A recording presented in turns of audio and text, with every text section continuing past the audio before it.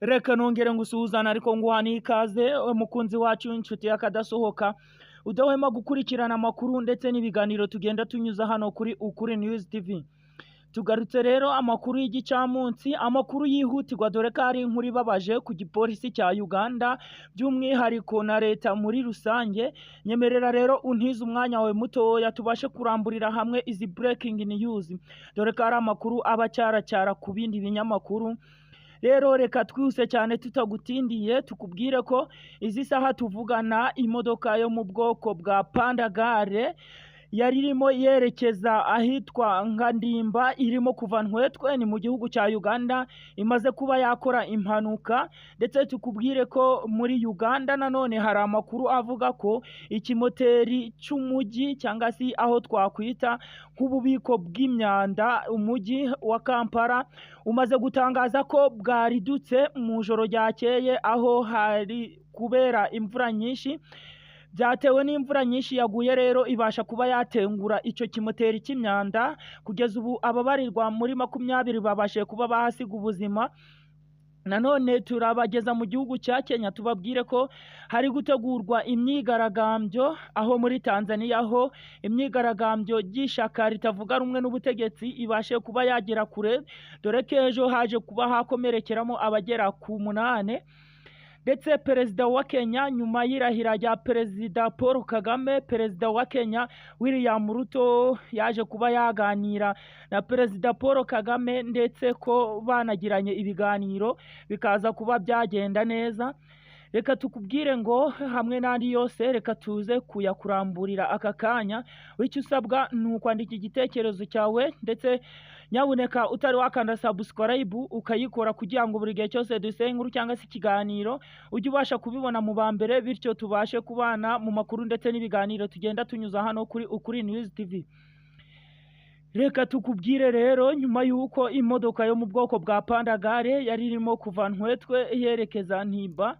ibashe kuba yakomeretsa abapolisi bagera kuri 6, aho iyo modoka yo mu bwoko bwa Pandagare igonganye n'umumotari cyangwa se umuboda nk'uko abaganda bajya babivuga. Ni hariya mu gihugu cya Uganda, aho ngaho ni muri Goropoma ya Cyankwanzi, neza neza hafi na Kiboga, aho imodoka yo mu bwoko bwa Pandagare yari itwaye abapolisi bagera ku 8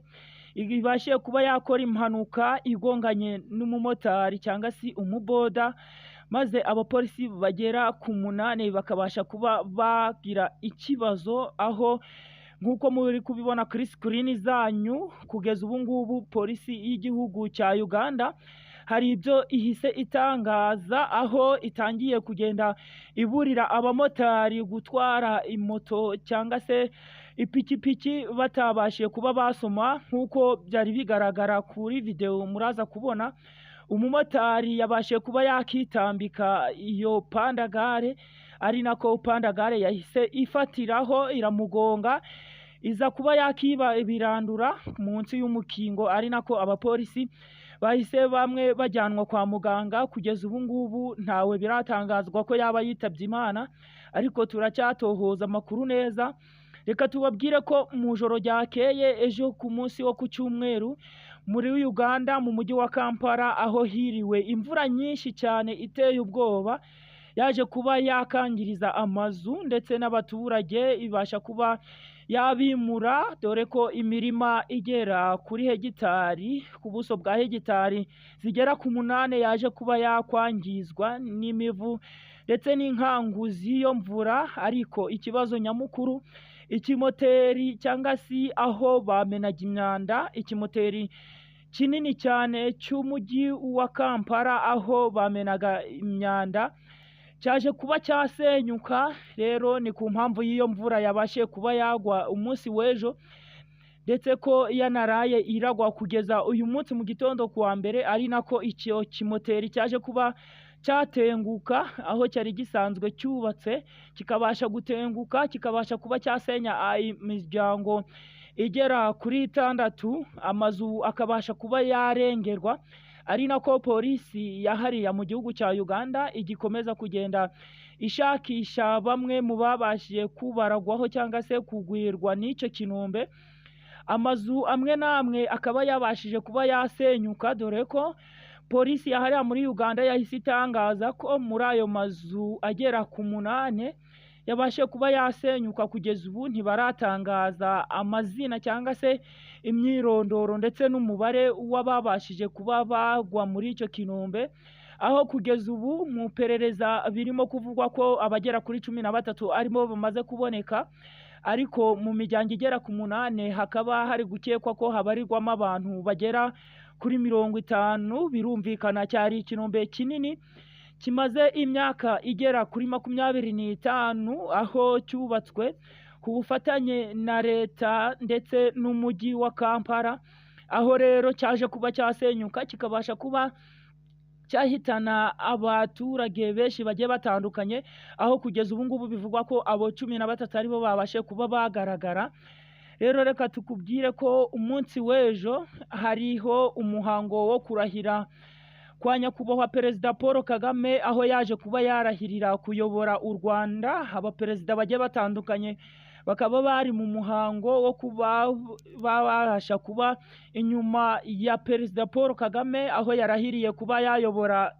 Perezida wa Kenya William Ruto nawe akaba yarari uwo muhango wo kurahira kwa nyakubahwa Perezida Paul Kagame, ari nako rero bagiranye ibiganiro bigiye bitandukanye, aho Perezida William Ruto yahise yandika ku rukuta rwe rwa X rwahoze ari Twitter kashigikiye nyakubahwa Perezida Paul Kagame, ndetse ko amuri inyuma